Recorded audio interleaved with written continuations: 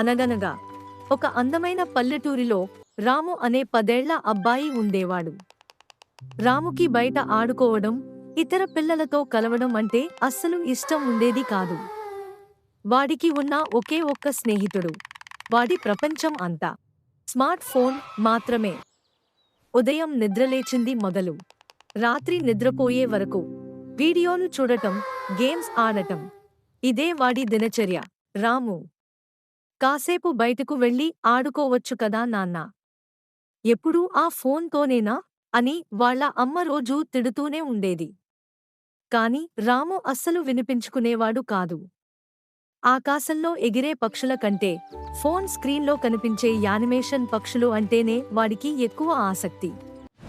ఒకరోజు ఉదయం రాము తన గదిలో కూర్చుని చాలా సీరియస్గా ఫోన్లో గేమ్ ఆడుతున్నాడు. చల్లని గాలి కోసం గది కిటికీలు తెరిచి ఉన్నాయి. అప్పుడే దారి తప్పి ఒక చిన్న పిచ్చుక ఆ కిటికీలోంచి అనుకోకుండా లోపలికి వచ్చింది. గదిలోకి రాగానే ఆ పిచ్చుక కంగారు పడింది. బయటకు వెళ్లే దారి తెలియక గదిలో ఇటు అటు ఎగరసాగింది. గోడలకి, అద్దాలకి గుద్దుకుంటూ, ప్రాణభయంతో కిచకిచలాడుతూ గట్టిగా అరిచింది. మొదట రాముకు తన గేమ్కి అంతరాయం కలుగుతోందని చాలా కోపం వచ్చింది. కాని ఆ చిన్న పిచ్చుక పడుతున్న భయాన్ని, దాని ఆరాటాన్ని చూసి రాము మనసు కరిగింది. చేతిలో ఉన్న ఫోన్ను వెంటనే పక్కన పెట్టేసి నెమ్మదిగా ఆ పిచ్చుక దగ్గరకు వెళ్ళాడు.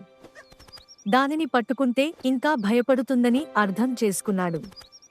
దానికి ఎలాంటి హాని కలగకుండా తన చేతులతో నెమ్మదిగా దారి చూపిస్తూ జాగ్రత్తగా కిటికీ వైపు మళ్లించాడు.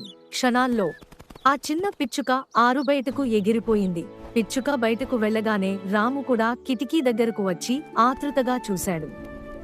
ఆ పిచ్చుక ఎగురుకుంటూ వెళ్లి వాళ్ళ ఇంటి ముందున్న వేప చెట్టు కొమ్మ మీద వాలింది. అక్కడ దానికోసం దాని తల్లి, కుటుంబం ఎదురు చూస్తున్నాయి. ఈ చిన్న పిచ్చుక వెళ్ళగానే అవన్నీ ఒక్కసారిగా సంతోషంగా కిలకిలరావాలు చేశాయి. తల్లి పిచ్చుక తన పిల్లను రెక్కలతో ప్రేమగా దగ్గరకు తీసుకుంది.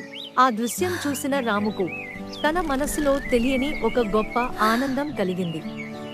ఫోన్లో ఎన్ని వేల పాయింట్లు వచ్చినా, ఎన్ని గేమ్స్ గెలిచినా ఇంత స్వచ్ఛమైన సంతోషం రాదని వాడికి అప్పుడు అర్థమైంది.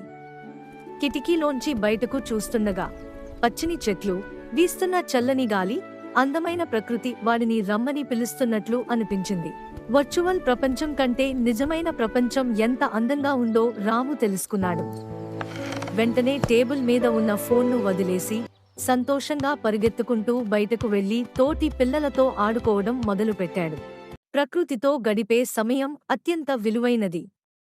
ఫోన్ అనే చిన్న స్క్రీన్లో బందీ అవ్వడం కంటే బయటి ప్రపంచంలోని అందమైన నిజ జీవితాన్ని ఆస్వాదించడం మనసుకు ఎంతో ఆనందాన్ని ఇస్తుంది.